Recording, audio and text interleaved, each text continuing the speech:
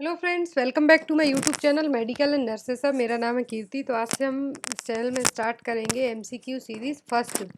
पर series 30+40-50 question रहेंगे आपके लिए। तो जिनका भी NHM staff nurse, NHM CHO, ANM, lab technician और जो अदर स्टेट लेवल के एग्ज़ाम होने वाले हैं नर्सिंग के लिए, तो उन सभी में सीरीज़ हैं जो आपके लिए हेल्पफुल रहने वाली हैं। तो वीडियो को एंड तक ज़रूर देखें। जो भी लोग चैनल पर नए हैं चैनल को सब्सक्राइब कर लें, साथ ही साथ बेल आइकॉन बटन को प्रेस करें जिससे कभी भी वीडियोस पब्लिश हो आपको नोटिफिकेशन मिले और आप लोग वीडियोस देख सकें। साथ ही साथ जीके के लिए मेरा जो सेकंड चैनल है जीके विद कीर्ति, उसमें भी आपको वीडियो प्रोवाइड होना स्टार्ट हो गए हैं, तो आप लोग वहाँ भी जाके विजिट कर सकते हैं। तो इसके पहले जो भी लोग एनएचएम के पेपर दे चुके हैं, स्टाफ नर्स के, एएनएम के, तो सभी एग्ज़ाम्स के जो पेपर हैं आपको ऑलरेडी चैनल पर प्रीवियस पेपर प्रोवाइड करवा दिए गए हैं। बट एक बार हम जितने भी एमपी में स्पेशली, क्योंकि एमपी में स्टाफ नर्स की डेट है जो फिक्स हो गई है ANM staff nurse lab technician की, तो एमपी में जितने भी स्टाफ नर्स के एनएचएम के थ्रू पेपर कंडक्ट करवाए गए हैं, हम उनको डेली पर पेपर के हिसाब से सॉल्व करेंगे एक बार। सो आई होप आपको वो वीडियोस भी अच्छे लगे। तो यहाँ पे हम आज से डेली एक सीरीज़ देखेंगे। तो उस सीरीज़ में जितने भी क्वेश्चन रहेंगे अच्छे इंपॉर्टेंट क्वेश्चन है। तो यहाँ पर क्वेश्चन नंबर फर्स्ट है, which vitamin is also known as the anti sterility vitamin. इनमें से कौन सा विटामिन है जिसको एंटी स्टेरिलिटी विटामिन कहा जाता है? ऑप्शन है vitamin A, vitamin K, vitamin E and vitamin C. तो एंटी स्टेरिलिटी विटामिन, तो एंटी स्टेरिलिटी विटामिन और ब्यूटी विटामिन भी है, तो सेम विटामिन को ही एंटी स्टेरिलिटी विटामिन भी कहा जाता है, ब्यूटी विटामिन भी कहा जाता है। जो एंटी स्टेरिलिटी विटामिन है इनमें से वो कौन सा है? तो एंटी स्टेरिलिटी विटामिन है इनमें से, ऑप्शन है विटामिन ए, के, ई एंड सी। तो एंटी स्टेरिलिटी विटामिन है विटामिन ई। विटामिन ई को है जो क्या कहा जाता है? Anti sterility vitamin. तो यहाँ पर राइट आंसर क्या होगा? सी। और साथ ही साथ विटामिन ई को ही ब्यूटी विटामिन भी कहा जाता है, क्योंकि जितने भी जो ब्यूटी प्रोडक्ट्स होते हैं उनमें विटामिन ई को भी ऐड किया जाता है। नेक्स्ट क्वेश्चन हम देखते हैं, which is the smallest and narrowest part of the fallopian tube. इनमें से फैलोपियन ट्यूब का सबसे छोटा और सकरा पार्ट कौन सा है? ऑप्शन है इंटरस्टियल, बॉडी, सर्विक्स या फिर एम्पुला। तो फैलोपियन ट्यूब का जो सबसे छोटा और नैरोएस्ट स्मॉलेस्ट पार्ट है वो क्या है? तो वह इंटरस्टियल। तो यहाँ पर राइट आंसर क्या आएगा? ए। यदि लॉन्गेस्ट और लार्जेस्ट पार्ट पूछा जाता है फैलोपियन ट्यूब का तो होता है एम्पुला। यदि स्मॉलेस्ट और नैरोएस्ट पूछा जाता तब है इंटरस्टियल। लॉन्गेस्ट और लार्जेस्ट क्या है? एम्पुला। नैरोएस्ट और स्मॉलेस्ट क्या है? Interstitial. Next question, question number third, pernicious anaemia is caused by the deficiency of which vitamin. Pernicious anaemia किस विटामिन की कमी के कारण होता है? परनीसियस एनीमिया है जो किस विटामिन की कमी के कारण होगा? ऑप्शन है विटामिन बी 12। साथ ही साथ केमिकल नेम भी दिए हुए हैं। तो विटामिन बी 12 का केमिकल नाम क्या है? Cobalamin. D calciferol, B 1 thiamine और विटामिन सी एस्कॉर्बिक एसिड। तो इस क्वेश्चन से, क्वेश्चन नंबर थर्ड से आपके 4 क्वेश्चन क्लियर हो जाते हैं। तो विटामिन बी 12 का दूसरा नाम क्या है? कोबालमिन। विटामिन डी को कैल्सीफेरॉल कहा जाता है, विटामिन बी 1 को थायामीन और विटामिन सी को क्या कहा जाता है? Ascorbic acid. और साथ ही साथ यदि विटामिन ई का नाम पूछा जाता है तो क्या? टोकोफेरॉल। तो आपको ये नाम याद रखना है, केमिकल नेम ये भी आपसे एग्जाम में पूछे जा सकते हैं। तो ये आ सकता है कि अदर नेम क्या है इस विटामिन का। तो परनीसियस एनीमिया किस विटामिन की कमी के कारण होता है? तो होता है कोबालमिन की कमी के कारण।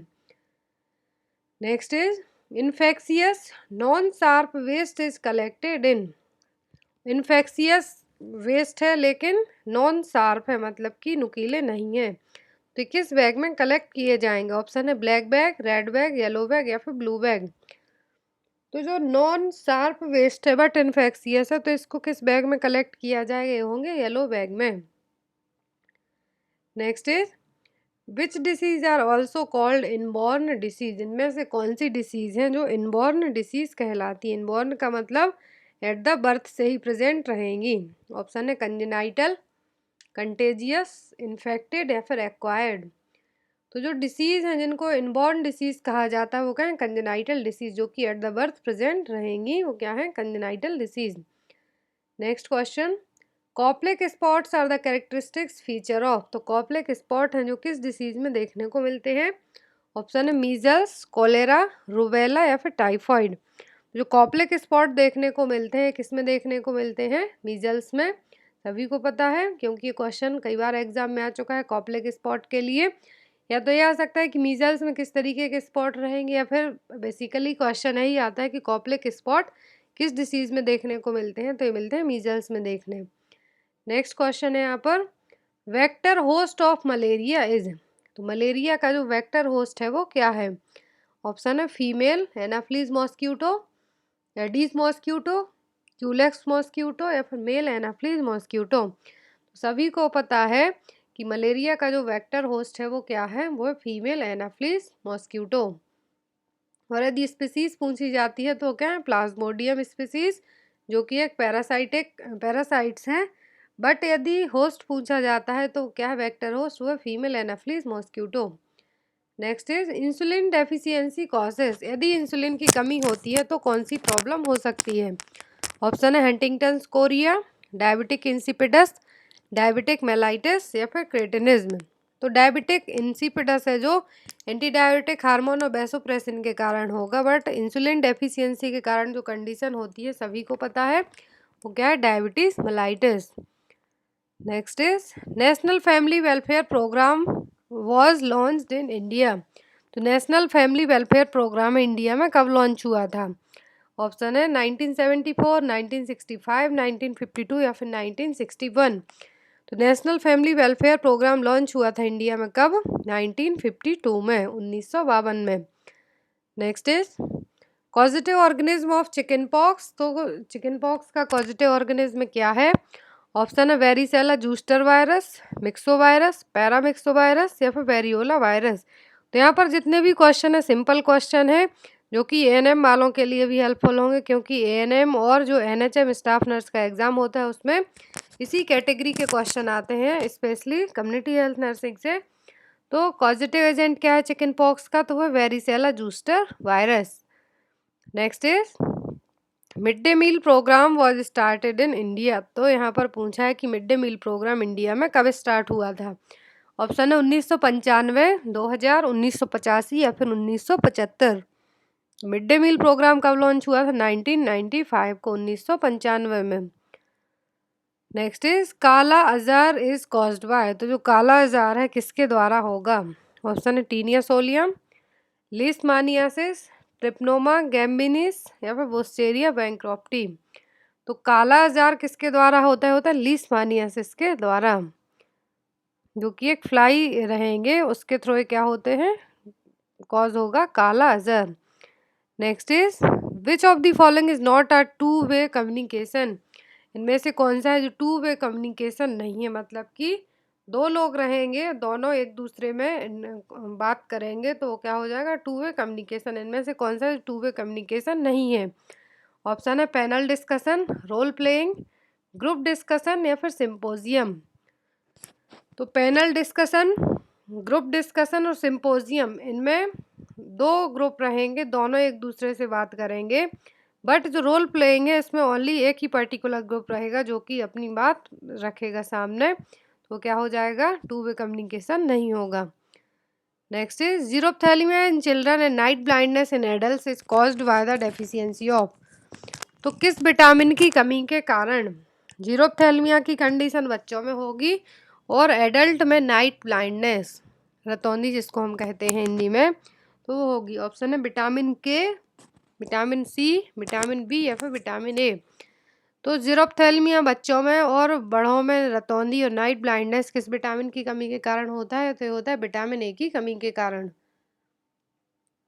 Next is which of the following disease is caused by bacteria. इनमें से कौन सी डिसीज है जो बैक्टीरिया के द्वारा होगी? ऑप्शन है measles, small pox, rabies and tuberculosis. तो इनमें से जो डिसीज है बैक्टीरिया के द्वारा होगी वो कौन सी है? तो वो है tuberculosis. Here is the right answer is D. किसके द्वारा होती है? ट्यूबरक्लोसिस माइकोबैक्टीरियम ट्यूबरक्लाई के द्वारा।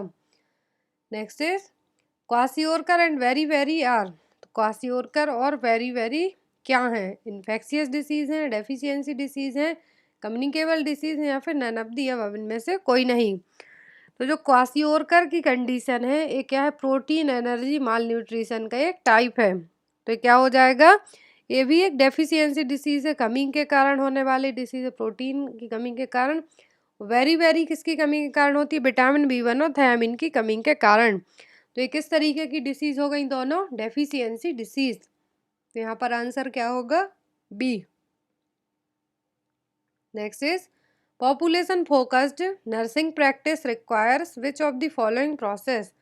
तो पॉपुलेशन फोकस्ड नर्सिंग प्रोसेस किस में जरूरी रहेगी, ऑप्शन है community diagnosis, epidemiologic process, nursing process या फिर कम्युनिटी ऑर्गेनाइजिंग। तो पॉपुलेशन फोकस्ड नर्सिंग प्रैक्टिस की ज़रूरत होगी, किस में होगी, कम्युनिटी डायग्नोसिस में। कम्युनिटी में लार्ज एरिया में हमें कुछ डायग्नोस करना है तो उसके लिए क्या जरूरी होगी, population focused nursing care. Next is which health personnel link between ANM and anganwadi worker. तो इनमें से कौन सा हेल्थ पर्सनल है जो कि एक ANM और आंगनवाड़ी वर्कर के बीच में लिंक का काम करेगा, ऑप्शन है PHN और पब्लिक हेल्थ नर्स, आशा, सोशल वर्कर या फिर लेडी हेल्थ विजिटर, LHV। तो आशा का फुल फॉर्म भी एग्जाम में आ सकता है। तो आशा का फुल फॉर्म क्या है, एक्टिविस्ट सोशल हेल्थ एक्टिविस्ट। तो यहाँ पर आशा का यदि आपसे एग्जाम में फुल फॉर्म आता है तो आपको पता होना चाहिए। और साथ ही साथ जो ANM और आंगनवाड़ी वर्कर के बीच में एक लिंक बना के रखेगी वो क्या है, आशा, एक्रीडिटेड सोशल हेल्थ एक्टिविस्ट। तो आपको फुल फॉर्म भी याद रखना है, क्या है, एक्रीडिटेड सोशल हेल्थ एक्टिविस्ट। ये ANM और आंगनवाड़ी वर्कर के बीच में एक लिंक बना के रखेगी। Next is Widal test is used for diagnosis of. तो विडाल टेस्ट का यूज किसको डायग्नोस करने के लिए लिया जाता है, ऑप्शन है कोलेरा, येलो फीवर, मलेरिया या फिर टाइफॉइड। विडाल टेस्ट का यूज किया जाता है टाइफॉइड को डायग्नोस करने के लिए। तो यहाँ पर सही आंसर क्या होगा, D. Next is disease which can transfer from animal to human being is called. कौन सी डिसीज है जो एनिमल से ह्यूमन बीइंग में ट्रांसफर होगी तो वो क्या कहलाएगी, ऑप्शन है एनोजोटिक, जूनोसिस, एपिजोटिक या फिर इफोरनेथिक। तो एपिजोटिक ह्यूमन टू ह्यूमन में ट्रांसफर होने वाली डिसीज है, और जो डिसीज एनिमल से ह्यूमन बीइंग में ट्रांसफर होती है वो क्या कहलाती है, जूनोटिक डिसीज और जूनोसिस। तो यहाँ पर आंसर क्या आएगा, बी, जूनोसिस। जैसे कि बर्ड फ्लू क्या है, एक जूनोटिक डिसीज है, एज एन एग्जाम्पल के तौर पर कहें तो। नेक्स्ट क्वेश्चन है question number 21, which is the common cause of infant mortality rate in India. ये क्वेश्चन आपको एग्जाम में आ सकता है, और साथ ही साथ जिस भी स्टेट का एग्जाम हो आपको वहाँ का infant mortality rate, maternal mortality rate और सेक्स रेशियो पता होना चाहिए। आपसे एग्जाम में पूछा जा सकता है, चाहे MP में पेपर हो, बिहार में हो, UP में हो, किसी भी स्टेट में हो। मोस्ट कॉमन कॉज क्या है इन्फेंट मॉर्टेलिटी रेट का, ऑप्शन है diarrhoea, low birth weight, congenital heart disease या फिर acute respiratory infection. Infant mortality rate की बात की जा रही है, यदि चिल्ड्रंस में पूछा जाता तब हम कहते डायरिया, और यदि इन्फेंट में पूछा जा रहा है, IMR पूछी जा रही है तो क्या है, low birth weight babies. Low birth weight क्या है, मोस्ट कॉमन कॉज है इन्फेंट मॉर्टेलिटी रेट का। भारत में जो इन्फेंट की डेथ होती है सबसे ज़्यादा लो बर्थ वेट के कारण होती है। और चिल्ड्रंस में पूछा जाता है 5 साल तक की एज में, तब क्या होता है, diarrhoea. Next is cancer of blood is. तो ब्लड कैंसर को क्या कहा जाता है, ऑप्शन है ऑस्टियोमा, सार्कोमा, लिम्फोमा या फिर ल्यूकेमिया। तो ब्लड कैंसर का दूसरा नाम क्या है, ल्यूकेमिया। और जो अदर ऑप्शन है ऑस्टियोमा क्या है, बिनाइन ट्यूमर ऑफ बोन्स। एक बोन्स दूसरी बोन का फॉर्मेशन होगा उसी बोन्स के साथ में, जो कि एक बिनाइन ट्यूमर है, मैलिग्नेंट नहीं है, मेटास्टेटिक नहीं है, फैलेगा नहीं, बट इसमें एबनॉर्मल ग्रोथ होगी बोन्स की। तो क्या है, ऑस्टियोमा। सार्कोमा क्या है, मैलिग्नेंट ट्यूमर है जो कि कनेक्टिव टिश्यू में होने वाला कैंसर है। क्या है, sarcoma is a malignant tumour and a type of cancer that arises from transformed cells of mesenchymal, और कनेक्टिव टिश्यू में होने वाला ट्यूमर है। Next lymphoma. तो लिम्फोमा क्या है, cancer of the lymphatic system. Next is small pox is eradicated from the world. पूरे विश्व से स्मॉल पॉक्स को कब एरेडिकेट किया गया है, ऑप्शन है 1990, 1980, 1975 या फिर 1977। तो पूरे विश्व से जो स्मॉल पॉक्स को रेडिकेट किया गया है। कब किया गया? 1980 में। तो यहाँ पर सही आंसर क्या आएगा? B, 1980।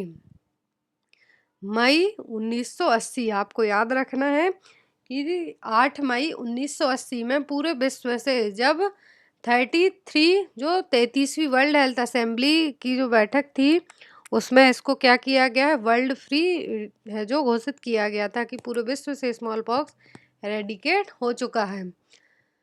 Next is in chicken pox initially rashes appears on the. Chicken pox में जो रेसेस होते हैं वो सबसे पहले कहाँ पर होते हैं? स्टार्टिंग कहाँ से होती है? ऑप्शन है ईयर, ट्रंक, फेस या फिर palm and soles. Chicken pox के जो रेसेस स्टार्ट होते हैं वो सबसे पहले ट्रंक में एंड देन आफ्टर पूरी बॉडी में फैलेंगे, बट इनका स्टार्टिंग पॉइंट क्या रहेगा? Trunk. Next is which of the following is fourth dimension of health. तो हेल्थ के डायमेंशन आपसे एग्जाम में पूछे जा सकते हैं। तो हेल्थ की डेफिनेशन पता होगी तभी आप डायमेंशन याद रख पाएंगे। तो हेल्थ का जो फोर्थ डायमेंशन है वो क्या है? ऑप्शन है spiritual, social, physical and mental. First क्या है? फिजिकल है। फोर्थ क्या है? स्पिरिचुअल। तो यहाँ पर आंसर क्या आएगा आपका? स्पिरिचुअल क्या है? फोर्थ डायमेंशन है। Next is confirmatory test commonly employed for diagnosis of AIDS is. तो कंफर्मेटरी टेस्ट कौन सा है जो कि एड्स को डायग्नोस करने के लिए किया जाता है? ऑप्शन में Benedict test, western blot test, pap test या फिर बिडाल टेस्ट। तो बिडाल टेस्ट टाइफाइड के लिए होता है। पेप टेस्ट है जो कैंसर के लिए करवाया जाता है, सर्वाइकल कैंसर को डायग्नोस करने के लिए। और एड्स को डायग्नोस करने के लिए जो जिसको कंफर्मेटरी टेस्ट कहा जाता है वो क्या है? Western blot test. तो यहाँ पर आंसर क्या आएगा? B, western blot test. Next is question number 27। Which one of the following is a water borne disease. इनमें से कौन सी डिसीज है जो इन्फेक्टेड वाटर, कंटामिनेटेड वाटर के द्वारा होने वाली डिसीज है?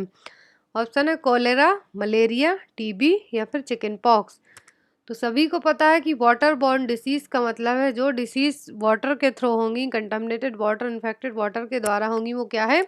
Cholera, typhoid, hepatitis A and hepatitis E. ये सभी क्या है? सॉरी, जो कोलेरा और टाइफॉइड क्या है? वाटर बॉर्न डिसीज है। बाकी वो जो मैंने बाद में बताया हेपेटाइटिस ए और ये क्या है? फीको ओरल रूट के थ्रू होने वाली डिसीज है। बट जो वाटर बॉर्न डिसीज क्या है? कोलेरा और टाइफॉइड। यहाँ पर आंसर क्या आएगा? ये कोलेरा, क्योंकि ऑप्शन में कोलेरा है। यदि टाइफॉइड आता है आपको इन अदर ऑप्शन के साथ तो आप उसको भी मार्क कर सकते हैं। नेक्स्ट है यहाँ पर डेफिशिएंसी ऑफ विटामिन सी और एस्कॉर्बिक एसिड कॉज। यदि विटामिन सी की कमी होती है, जिसको विटामिन सी का दूसरा नाम क्या है? एस्कॉर्बिक एसिड, तो कौन सी डिसीज होगी? ऑप्शन है रिकेट्स, स्कर्वी, बेरी या फिर night blindness. Night blindness vitamin A की कमी के कारण होगा, बेरी विटामिन B1 की कमी के कारण, रिकेट्स होगा विटामिन डी की कमी के कारण बच्चों में। ऑप्शन में क्या बचा? स्कर्वी। स्कर्वी किसकी कमी के कारण होगा? विटामिन सी और एस्कॉर्बिक एसिड की कमी के कारण। Next is causative organism of measles is. तो मीजल्स का कॉजेटिव एजेंट क्या है?